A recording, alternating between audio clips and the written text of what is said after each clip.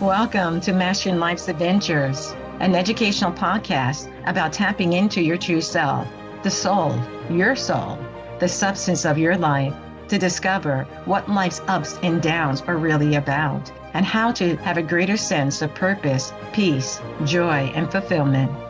I am Dr. Judith Holder, your host, coach, psychologist, fellow seeker who enjoys diving into the connections between spirituality, psychology, wellness, and your everyday life's adventures. All preparing and polishing you like the facets of a magnificent diamond to be your best self. If you're craving more from your life, you are in the right place.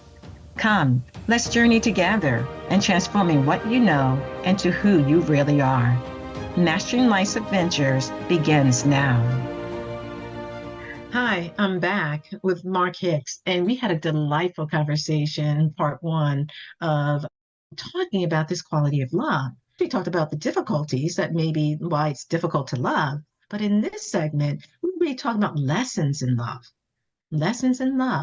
because life is always trying to teach us something, but are we getting the message? Are we seeing as, no, not me? That's not a lesson in love. That's just a lesson in pain.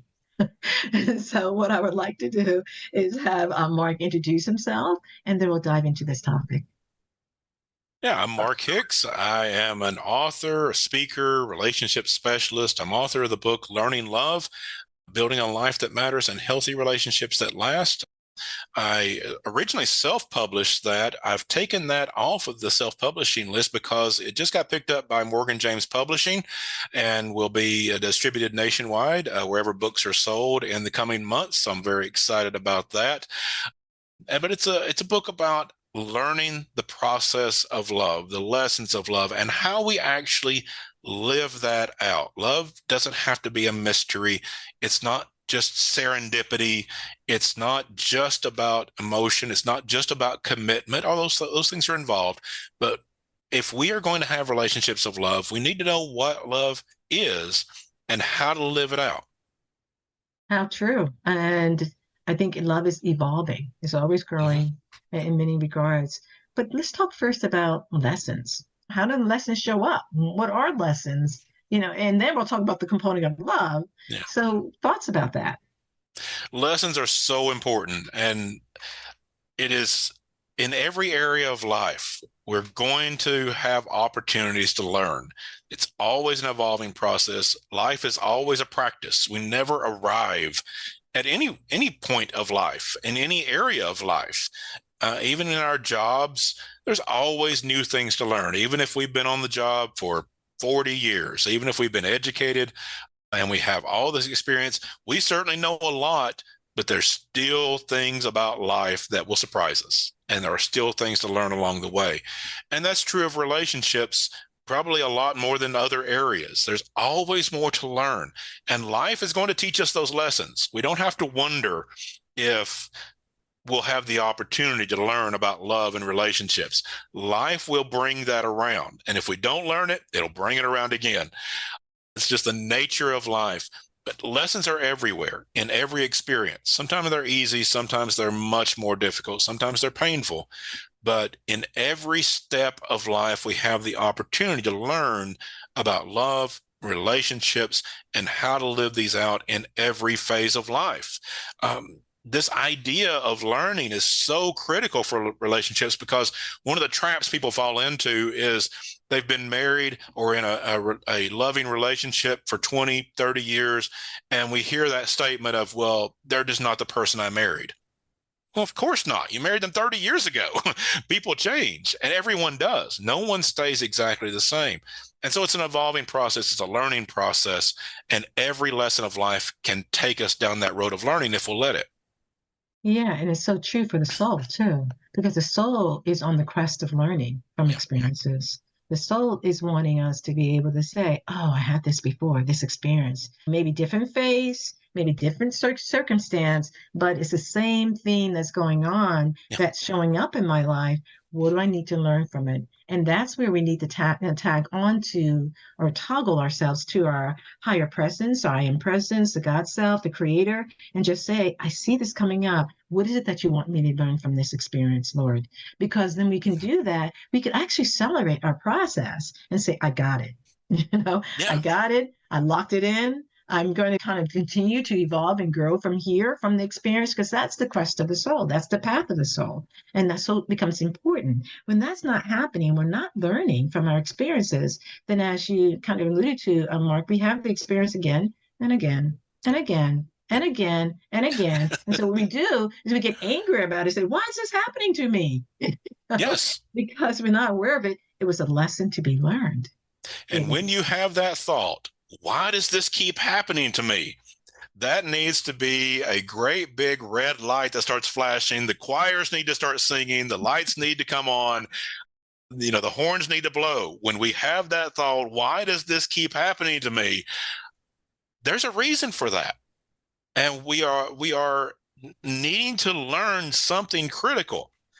We are needing to learn to stay out of these bad situations. We are needing to learn how to develop in such a way, in whatever situation it is, that we can evolve past these hurts that keep happening the same way over and over. And very often, as I said in our first segment, I always come back to sometimes we need to talk to someone about it. Sometimes we need to get out of our own head and actually discuss this and get perspective from a coach, a counselor, a minister, a therapist of some kind, someone that has a vested interest in helping to guide us in seeing the perspective, because sometimes we get stuck in our own perspective. We're just not seeing what may become very obvious to us at some point. I've had people in counseling situations that I didn't do anything. They came in and they started talking. And once they said it out loud, they could see it. It became something that got out of their own head and into reality that they could visualize once they spoke those actual words, and the light bulb came on. Mm-hmm. And so if you hear yourself say or even think, why does this keep happening? It's time to talk that out with someone. What to add to that is sometimes we can journal.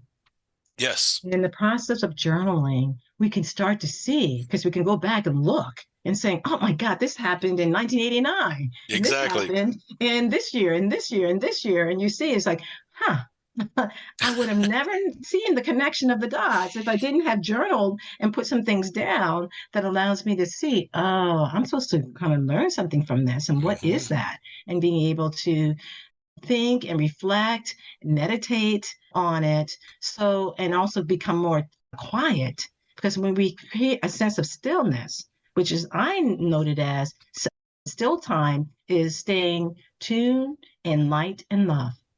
So yes. You're embracing yourself in light and love to be able to say, I'm not going to badger myself. I'm not going to get angry at myself because it keeps on happening. I'm not going to do this. I'm not going to do that with being spiteful or meanful or resentful or whatever. No, stay tuned in light and love and observe. Be aware. Look at your notes that you've journaled. Look at the situation from a new light that allows you to understand, yeah, this is the lesson. These are the lessons that I needed to be able to tune to so that I don't continue to repeat the same thing again and again and again. And that's the power of being on planet Earth, is that God has given us the opportunity of free choice. So we can continue to make the same mistakes, quote unquote, or we can learn from those experiences and be able to choose a different path, choose a different way of thinking, of feeling, of being that allows us and our soul to be more in tune with staying tuned to light. And when we don't take that power that we've been given, that power of choice, and use that, then we lose that tremendous opportunity to learn and to grow from those experiences. We just stay in those same habits. And so many of us are so busy, just wrapped up in all our own habits, just trying to get through the day, trying to get everything done that we're supposed to do. And sometimes trivial things, sometimes important things, but we're just trying to get through work and through school and get the house clean and get dinner done and get the homework done with the kids and whatever it is that we do. And we are on such a path where there is no stillness. and there is no reflection, and there is no journaling, and there is no talking with someone in a reflective way about why do these things keep happening. We're just on this treadmill, just running, running, running all the time. One of the things that famous missionary Corrie ten Boom once said is, if the devil can't make us rebellious, he'll make us busy. And so many times, I think there's a lot of power in that, because so many times we're not trying to do things wrong. We're not trying to mess up our life. We're not trying to make mistakes. We're trying to get it right. So we're not rebelling and doing things that we know are wrong. It's just we're so busy. We don't have the quiet stillness to figure out what is right. Right. And sometimes being quiet means that you have to get into this quality that you talked about before, about acceptance of oneself, accepting Yes. as things that are coming up for you. They say, oh, I don't like that. Oh, I didn't like that. And oh, I didn't like that. That happened. So we get busy. And that busyness, we can say, separate it from the trueness of who we really are. And because what life is trying to teach us is certain things. And if we're not willing to learn the lesson, well, okay, it doesn't mean it's not going to keep on happening to you, because it Right. will. Yeah. But you can have an enlightened self-interest, to be able, and not selfishness, because sometimes people say, well, I don't want to be selfish. I think it's, about this and about that. It's like not being, it's enlightened self-interest that you're learning from the experience and trying to grow from the experience, and also trying to, in your relationships with people, be it your parents or with your siblings or with your spouse or with your significant other or whatever, is being able to say, this is what I'm noticing, this is how it's impacting me, and this is what I think I need to do. Well, you're selfish. No, it's enlightened self-interest, because the soul is always wanting to evolve and continue to grow through the experiences, as you heard me say time and time again. Yeah. You are a worthy person. Everyone has a sense of worth. And so it's not selfish to want it to be treated in a manner of worth. And when we understand that about ourselves, we understand our own self-worth, and we treat ourselves in a manner of self-worth and acceptance and love, we have more capacity to love others. So there's nothing selfish about that. We have more capacity to love other people as we love ourselves more. And if we let this twisted thinking of, well, I don't want to be selfish, so I can't love myself, I can't understand my own self-worth and think of myself that way because that's being selfish, we are actually hindering our own ability to love others. And so there's no selfishness involved in it. It is appreciating who we are, loving ourselves, and loving ourselves enough to recognize our own faults and our own mistakes and our own shortcomings, because we love ourselves so much. We know that's not part of us. That's just mistakes we're making that we can now fix. And we love ourselves enough to fix them. One of the things I like to say is God loves you exactly as you are, but God loves you too much to leave you like you are. That we want to love ourselves as God loves us, love ourselves enough to accept ourselves exactly as we are, but love ourselves enough not to keep ourselves as we are, but to continue that journey of growth and self-development and self-understanding and love that allows us not only to love ourselves, but to love others. And it's a practicality. You're being Yes. practical now with yourself. You're Yes. practical with seeing what areas you want to improve on, because we want to always improve, because that improvement allows the soul to continue to blossom and allows the soul to continue to have a greater umbilical cord that's now towards God, and it gets bigger and Yeah. bigger and bigger, that you flow more energy with that light, and you flow more sense of love that you can then give it to others. And that's one of the aspects that we're wanting to do in learning these lessons, is expand our heart, that Yeah. we can be able to love and move into serving others, to teach them through example or by word of Yes. encouragement or other means, that love is the halal key. It's the holiness of what we're trying to strive for, and be that holiness inside ourselves, and help others to achieve the same if that's what they choose to do. But just by the mere fact of we being more of a love helps people to say, oh, I want more of that. Oh, how'd you Yeah. do that Yeah. in that situation? That was a terrible situation, but you seem to do it very gracefully. What do you have? I want Exactly. some of it. I want some of it. Yeah, it is a practice. Love is a learned skill set that is a continuous practice. It's not something where we just arrive and we've got a full capacity. It is a continual practice of learning and growing, because as we get into the understanding of soul and of spirit, God is love. And so the more we learn love, we learn God. And there is no arrival at that. It's a continual learning process that we can grow in that infinitely. And so the more we understand that it's not just that love is not just something that is, it doesn't just happen automatically, it's a learned skill set, then it becomes a practice. And so our mistakes that we make along the way, our shortcomings, those become just natural parts of the process, that as we're learning more, just as a musician, in order to master that instrument, is going to make some mistakes along the way. No one picks up an instrument and plays it correctly the first time. It's a practice. But even the most skilled musicians are always learning more. They've never fully mastered that instrument. To us that are amateurs, it sounds like it to us, but they will tell you, I'm still learning, I'm still developing. It's a practice that I'm in, and to make that beautiful music. And so love is the same way. It is that beautiful music that we don't know anything about when we start.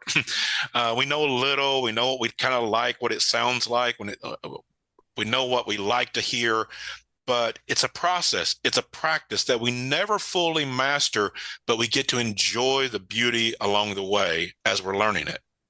Yeah, and the image that came up to my in my mind when you were saying that, Mark, was it's like a orchestra that we Yeah, learn to play different instruments yeah. and then come up with this beautiful music in the different instruments that we've got learned through the life experiences and lessons. And that's a beautiful thing. And so, don't you want an orchestra? Don't you want to learn the different vibrations and different, instruments that allow you to have the melodies and that sing in your soul and sing in your heart in a beautiful way? And this brings up, the notion that as we're talking about lessons in love and talking about the process or the practicalities of love, because you've talked about in our first episode about grief and the importance of going through grief, as well as acceptance of Mhm. self and of the situation that you find yourselves in. Let's talk a little bit more too as we expand this quality of love. How do you grow it? How do you cultivate it? How do you continue to allow it to grow in a way that you honor now the true essence of who you are and help others in this along the way? Yeah, I write in my book about 5 components of love. As you mentioned, we talked about 2 of them in our previous segment, of acceptance, and that's primarily accepting ourselves and loving ourselves, and of grief, of dealing with those tragedies of life so that we can stay connected in love and not put up barriers when hard times come along. 2 of the others are sort of play off of each other, and they are emotion and practicality. When we talk about love, everyone assumes the emotion is what we're talking about. That's only one component. There are 5 total. But emotion is a very important aspect, and that is also a practice. For some people, that one's going to come easy. Some people are emotional people. They're going to connect on an emotional level very easily. Some people, they don't. It doesn't come as easy. And that's when we have to understand it's a practice. You can learn it. You can learn to share your emotions with people, to be connected on an emotional level. It may never come natural. That's okay. But learn to say, I love you. And if you come from a background where love was a toxic word, it was a word that was used in an abusive manner in some cases, it was tainted in some way because of a background, say, I appreciate you. Say, thank you when somebody does something nice for you. Find ways in your own way of practicing emotion, of allowing yourself to connect with people. Some people never have to be coached on this one. Some people need a lot of coaching, but emotion is what brings us together. It is the source of where we connect. Practicality is what keeps us together. Emotion brings us together. Practicality keeps us together.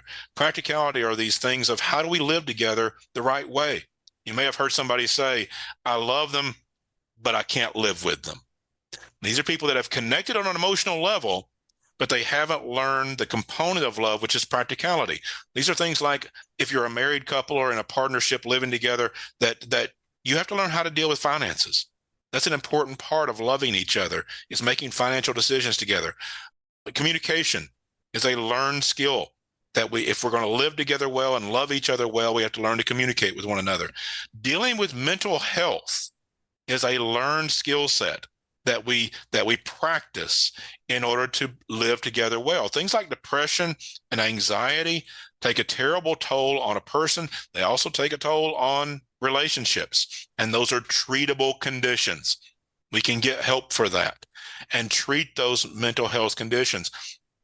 And while that is an emotional aspect, it's also very practical, that we have an issue in our life, such as depression or anxiety, that is affecting our relationship. And so the practical reality is to get help for that.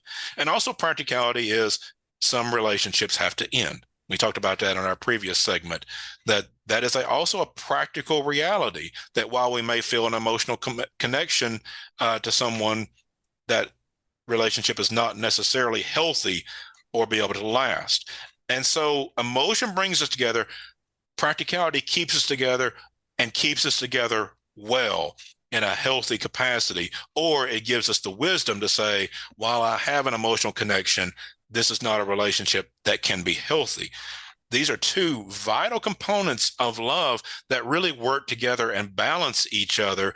And usually one will feel more natural than the other. Some people that are more cerebral in their thinking, they're not emotional people. They like this idea of practicality because they'll say things like, well, love is a commitment.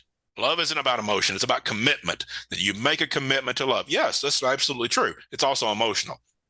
And some people say, well, it's about your heart, your feelings, your connection. Yes, it absolutely is, but it's also about how do you live together practically. Both of these are vital components to not only being together, but staying together and staying together in a healthy way. Wow, that's very nicely stated. And what comes to my mind when you're sharing that is on the soul level, is that, like, if you think of three aspects, which you mentioned each of those, for the soul, what the soul is learning to grow in is in three plumes, like a threefold flame. And the first plume is wisdom. Excuse me. I want to put the first plume, as you're talking about, is the emotion, which is love.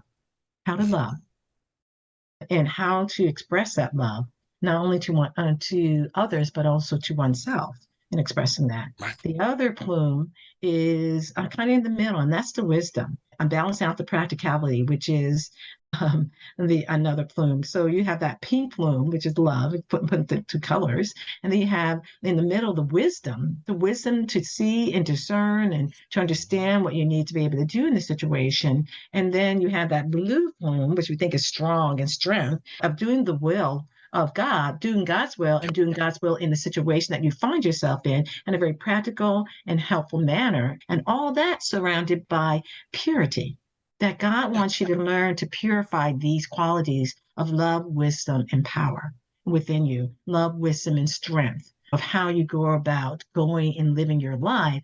And it wants you to be able to learn how to do those three things in a more balanced way and not one have all this high love, the pink, and then low, the practicality, the blue, and then finding the wisdom is somewhere in the middle. Say, no, we want you to kind of, life is giving you experiences to balance that out of love, wisdom, and power, strength in your interactions and your relationships. That's not in your personal relationships, but also in your professional relationships as Absolutely. well.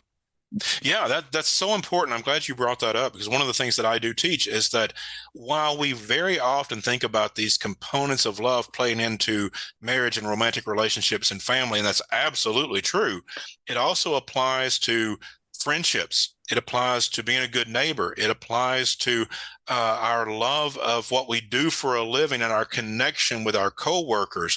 It applies to loving humanity and loving God. The principles of love, the components of love are always the same.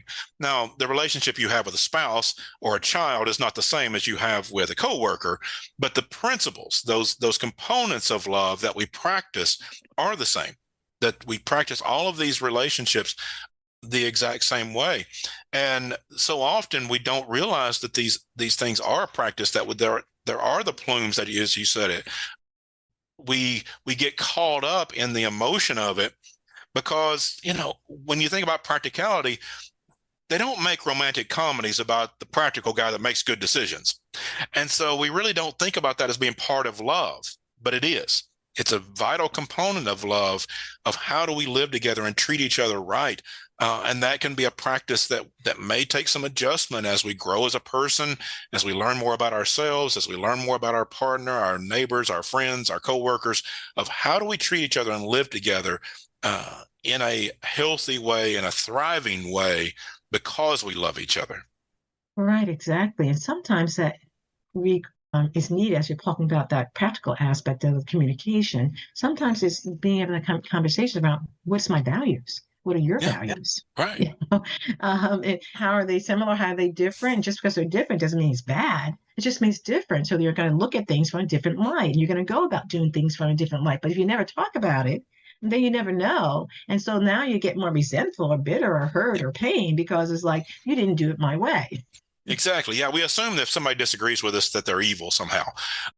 And there's ways that our brain works that make that happen. If we get, I read an article, a couple of different articles that talked about when someone attacks us on an emotional level.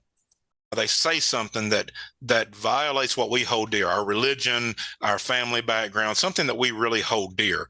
It stimulates the same area of the brain, according to these articles, as somebody physically attacking us. That the brain doesn't make strong distinctions between a physical attack and an emotional attack. And so we immediately start thinking of this person as an attacker because they didn't agree with us. And that's just our base instinct. That's not our higher selves. If we get to a higher place, a more soulful place, a more spiritual place, we can see that person disagrees with me, but they're not necessarily evil. They're at a different place in their understanding. We may always be a different place, or maybe they're at a different place in their journey. We might be able to learn something from them, or they might be able to learn something from us because one of us is kind of ahead in the journey in that particular area of life. We've been through more, we've understood more for whatever reason. But people aren't evil because they disagree with us. That's not to say that there aren't evil things happening in the world. There certainly are. But disagreeing is not an evil. It's something we can work out in a lot of cases because we understand love and we understand the practical side of that, which is communication. Right. And with disagreement, sometimes we learn so much more that it helps us to evolve, helps our soul to evolve, because we never thought of it that way, or we never Right. looked at it from that vantage point of things. And that's ultimately what the life experiences are trying to teach us and lessons are, maybe you need to look at this from a different way than Yeah. what you're so used to. And so you need to have some degree of flexibility and openness to be able to do that in.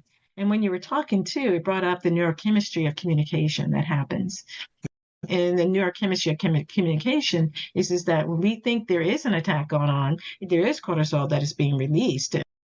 And therefore, it puts us into that appeasement or that wanting to not approach the type of situation that's going on, or it moves us into feeling as if we're hyperly aroused. And therefore, if you say something negative, then I'm going to say something negative back to you. And then you're off to the races with each other down a path that is not the higher path of the soul, but the lower path of the human condition that you find yourself in. And so it really does require some degree, as we talked about in our first part one, it does require some reflection. It does require Yeah. some still time or slowing things down so that you can be able to look at this and say, what's happening here? Where is that kind of centeredness being off? Is it with the emotionality as you're talking about, or as I talk, the quality of love, the pink, or is it with the quality of the wisdom to see and discern what needs to be done and how it needs to be done? Or is it maybe off with the practicality or the blue flame or the will? What is the will of God in the situation? What is the strength that I need to bring to the situation?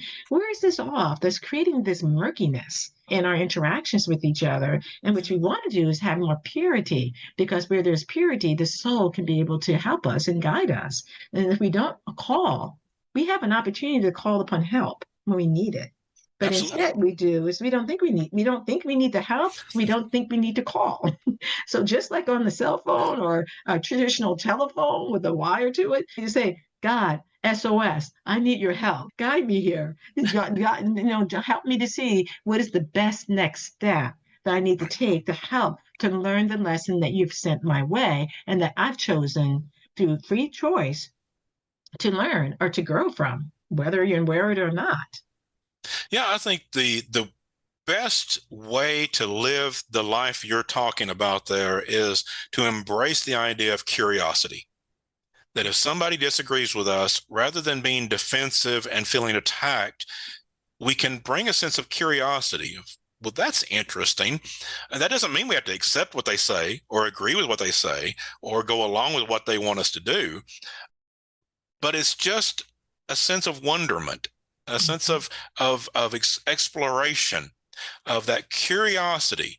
And sometimes, exactly as you said, that curiosity leads us to God, and very often is necessary, and I should say always, of the curiosity of what does God want me to do?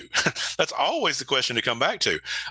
But how do I grow from this? Rather than the defensiveness and feeling attacked and the fight or flight and all these kind of things, or the appeasement, if we can capture that sense of curiosity of how do I grow? How do I learn? How do I handle this in the best possible way?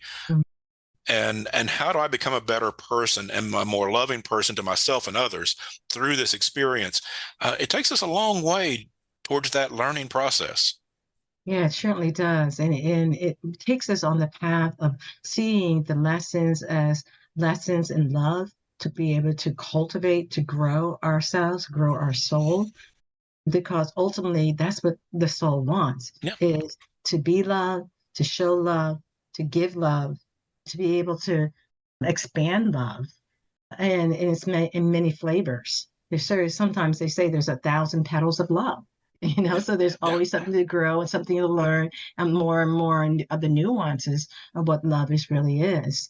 And it does take us to that next stage that you were talking about in your kind of looking at the stages of cultivating or growing love. And yeah, I know you had mentioned when we were talking in our one-on-one about passion. Yes. That is the fifth component of love as I list them. They're not really in any particular order, but as they're listed in the book, the fifth component of love is passion. And the first thing that comes to mind, of course, as we're talking about relationships, is people think about intimacy in romantic relationships, and that's part of it. But what we're really talking about is a passion for life, of just enjoying the ride. And again, that curiosity gives us the opportunity to do that, just to have fun. And so often we forget that life is intended to be fun. It's intended to be enjoyable. Now, every aspect's not going to be, of course, but the whole idea of life is to be enjoyed. One of the things that I like to point out is if we go back to the original story of creation, they were put in a beautiful place, in a beautiful garden, and just to enjoy it. And the creator has not forgotten that. He still wants us to live that. Now it's more complicated now, but the the idea that we are supposed to come here and just grieve is just not true. Can we have fun all the time? No, but we're not supposed to grieve all the time either. That fun is an important aspect of enjoying life, enjoying our relationships, and that puts the wind in our sails. That's the fuel in our engine when we have a passion for life and we can get up during the day and wonder what's going to happen. Wonder what we're going to learn today. Wonder what's life's going to bring next. And we don't forget that there are serious moments of life. That's why we have practicality as a component of love. And we don't forget there are tragedies of life. And that's why we have grief as a component of love. But let's not forget that there is passion. There is enjoyment and fun and excitement and just experiencing the thrill ride of life and seeing where it takes us and learning what we learn along the way. When we can enjoy our life, we can embrace really the best aspects of love, the highest aspects of love, when we have that passion for life and the people in our life. We love what we do for a living. We love going to work every day and being with the people. We love our neighbors. We love our family. We love God. We love humanity. Doesn't mean that we don't get mad at them occasionally, but we love them because we have a passion for life and can enjoy the relationships that we have. Yeah, and when you talk about enjoyment, I think sometimes people at some level feel as they don't deserve to enjoy life. Hmm. Uh, they do enjoy it. They deserve to enjoy life. And when I think of enjoyment, I think of joy. And joy is the Yes. motor of life. It's the Yes, motor of life. it is. um, and we have to acknowledge that and look at it from a different perspective. Do you think God wants us to go to drudgery in everything we do? No, Yeah. not at all. Like you said, He put us in the Garden of Eden, Right. and so it was a beautiful place to be. It was a mystery school, actually, that we were in to learn certain lessons there Yeah. that we either learn or we don't learn or we didn't learn. And so it's still going back to this quality of how do we use our awareness of where we are right now with love and where we can expand to be more of love in our interactions through the lessons that we experience and also through the gifts that are and talents that are given to us to be able to give it to others, which is another quality of love, actually, in the givingness of that. Absolutely. Just learning what we learn along the way, sharing that with other people, enjoying the ride in our own life and enjoying it with other people. And this is the one that really tends to trip people up, especially when they are fortunate in life. When they have had grief, everyone does, but they've come through it Mm-hmm. and they have an emotional connection with their spouse, their family, their friends. They are living a practical life. They're doing the right things. They're taking care of the things of life that help them live together well. And they basically love themselves. They love others. They're living that out and they think, what's wrong? I have it all. I've learned to love myself. I've learned from my mistakes. I love the people in my life. We're living a good life together. We've made good decisions, so we don't have any major, communication problems. Don't have any major financial problems. We don't have any major things we point to that are destroying us. And even the things we have been through, we've been through the grief process, and we feel healed in that. What's missing? And very often is that area you've forgotten to have fun. You've gotten so caught up in doing everything right that you forgot just to let the wind take you occasionally and just see what life brings. Because so often life becomes a checklist, especially for people that are really trying to live it right. And we're told all of these things that we need to act a certain way, do a certain thing, live a certain way. We want to get married. We want to have children. We want to get the promotion at that good job. We want to buy the house. We check all these things off. And then we get to be 35, 40 years old. Everything's checked off the list and everything's basically going pretty well. And we think, is this it? No, that's not it. Those are all good things to do. But what we're missing is that we were supposed to enjoy all that stuff, not just check it off a list, not just have it, but enjoy it, thoroughly enjoy and just have fun. Unfortunately, fun becomes a dirty word for some people. Mm. It seems to be trivial and it's silly and it's childish. And I argue it is none of those things. Fun is one of the aspects of wisdom. Fun is one of the aspects that gives us passion. It is the secret fuel that goes into creating a life of having a passion in life. If we make fun a dirty word, then we've missed a major component of love. Wow. And the piece I would add to what you're saying, which you marvelously stated, is when we get to that age of 35 or 45 and we think we've done it all and we've gone through the checklist of things that we thought we needed to do, sometimes this urge of saying, is there something more? Is this it? Is the soul. Yeah. And the soul is saying, yeah, you've done all of these things that you were supposed to do, but now let's get into the connection to the soul evolution, the soul Yeah. growth, and the Mm-hmm. soul awareness that there may be higher lessons that need to be learned, and there may be greater curiosity, as you mentioned before, Yeah. that needs to be garnered to ask certain questions of your inner self and asking those questions around, okay, if God made me, then what's my mission here? Yeah. What's my purpose? I've done all these things and I've done it in the best way that I can. Is there greater purpose? What is the next level that you want me to go to, Lord, in Yeah. honor of you? And so sometimes the first part of our life is spent in getting the things done that we think that will allow us to be successful. But the next aspects of our life is really the Lord saying, how do you realize that all that energy you spent to do those things, it was by the grace of me giving you that energy? Yeah. And now that you've done those things, now how do you turn yourself to understanding what is that higher direction or purpose, or how do I serve in a greater way, and helping others maybe along the way, or moving to the future? How do I help them to be their Yeah. best self as they're evolving? And what does my soul want me to learn now from these experiences moving forward? Yeah, having that understanding of why we're here, not just what we're supposed to do and how we're supposed to do it, but why. Why are we here to begin with? And that's what brings that passion. When we know the answer to that question of why I'm here and why I'm doing what I'm doing, not just checking it off a list, but there's a reason behind all of this, a divine reason behind all of these things, then it becomes our passion. Then it becomes that calling, that sense of resting, that even if it doesn't go well, I know I'm in the right spot. Even if there's challenges along the way, I'm still enjoying it. Every day's not going to be perfect, but when you're in that place where you're just enjoying what you're doing, you're in that place of passion, then even when it doesn't go well, you're still enjoying the ride. Yeah, yeah. And the word that came to my mind too, you were saying that, is that we can have humor.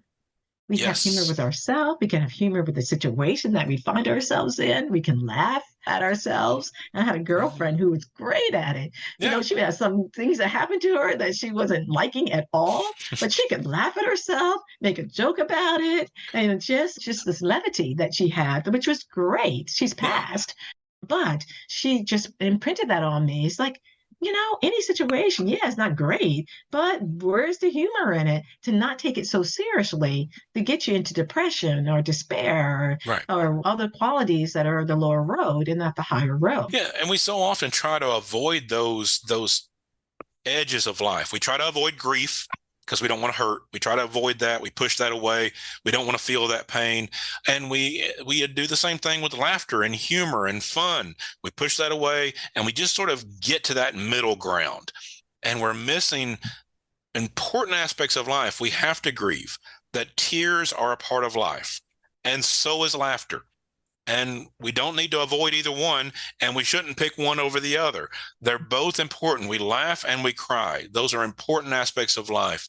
And if we are still laughing in the difficult times, but we also cry during those times of life that move us to tears, we are living the fullness of life.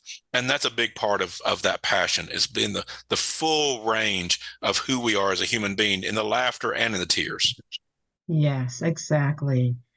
God wants for us to have the abundance of Yes. living. And the abundance of living comes in different packages, so certainly, and quantities. But how do we get more comfortable with being who we really are and enjoy the process, enjoy the journey, that we're on? So if there was additional comment or reflection or something that you would like to leave with our listeners and seekers, what would that be, Mark? I would hope people would come to understand that all 5 of these components that we've discussed are necessary. Most people are going to have 1 or 2 or 3 or maybe 4 naturally, just based on how you were raised. If you were raised in a pretty healthy family, you probably know a little bit about emotional connection and about practicality. Both of those things might come pretty natural to you, but you may not have learned your own self-worth, even in a healthy family. You may not have learned grief if everything went pretty well through your life growing up. You may not have learned how to really have passion in life. And so often we know 1 or 2 or 3 of these because of the way we were raised, if we were raised in a healthy family. And we think, well, I know about love. I know all about it because I was raised in this healthy family. I can do all these things right. All 5 are necessary. All 5 are needed. And that's why I call them components of love, because they all work together to build that life of love. And so don't pick out just the ones that are easy for you. Of course, live those. But even the ones that are not as easy, that don't come natural, that's okay. It's a practice. You don't have to be perfect. It's not about perfection. It's about practicing. And so those areas that might not come as natural, maybe you're not a practical person. You're more fly by the seat of your pants, spontaneous. That's okay. But learn to be more practical in your relationships. Practice it. Maybe you are a more serious person that thinks practically and can face the grief of life. learn to have fun. Learn to enjoy life, even if that's not your natural personality. Whatever you find yourself, these components of love are a way to conceptualize our relationships, so we can look and see these areas come natural to me, but these are ones that don't. So I can practice those. Mhm. And those are the lessons, Yes. that allows us to begin to or continue to blossom in these qualities of love.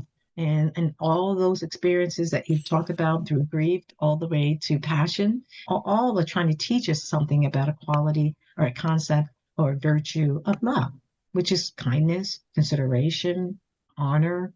There's so much in ways Yes. in which we can learn this quality or these lessons in love, and it's always being sent our way. And it goes back to that balanced, threefold flame of love, wisdom, and practicality, or the will Mm-hmm. to do God's will and whatever you're trying to do. So I thank you, Mark. This has been a very good and thoughtful conversation. And seekers, I hope you go back and listen to part 1 of our discussion. I think you will find that as a treat. And Mark, is there anything or that you would like to leave the seekers with in regards to your social media, how they can find you if they wish to find you? Yes, I would love to go to my website. It's markahicks.com. Get my middle initial in there. It's M-A-R-K, middle initial is A, H-I-C-K-S, markahicks.com. There, I'll keep you posted about when my book is coming out. Again, it's through Morgan James Publishing. Should be out later this year or the first of 2025, wherever books are sold. You'll find my YouTube channel, my podcast, all the things going on. And if you want me as a speaker or want to talk to me about coaching, I'm available for those things as well. And there's a contact form that I'm easy to find. So go to my website, markahicks.com. I'd love to hear from you. Oh, great. Well, it's been great hearing from you now. and hopefully the seekers and listeners will go to your website and explore a little bit more. Well, seekers and listeners, thank you for tuning in to this episode. Bye for now. Take care. Thank you for joining me for this episode on Mastering Life's Adventures, being your best self through soul evolution. If you have enjoyed what you've heard today, I would be delighted if you would share this episode with others, leave a thumbs up, and subscribe to my Mastering Life's Adventures podcast. Look forward to your joining the next episode. Please leave any comments or suggestions you might have below. Bye for now.